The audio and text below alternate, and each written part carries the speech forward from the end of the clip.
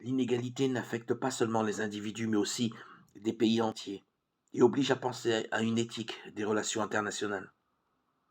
Il y a une vraie dette écologique liée à des déséquilibres commerciaux avec des conséquences dans le domaine écologique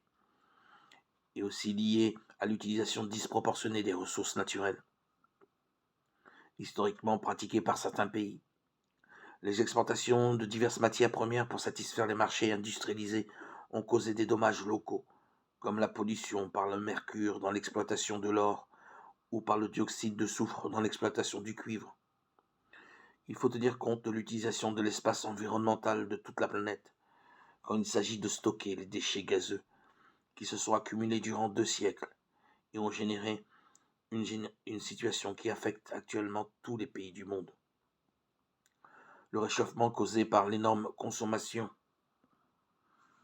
de certains pays riches a des répercussions sur les régions les plus pauvres de la Terre, spécialement en Afrique où l'augmentation de la température jointe à la sécheresse fait des ravages au détriment du rendement des cultures.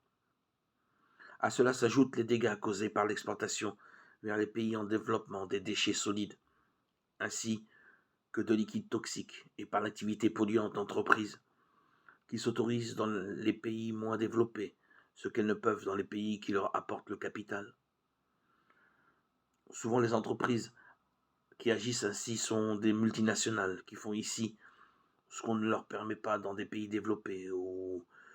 du dénommé premier monde.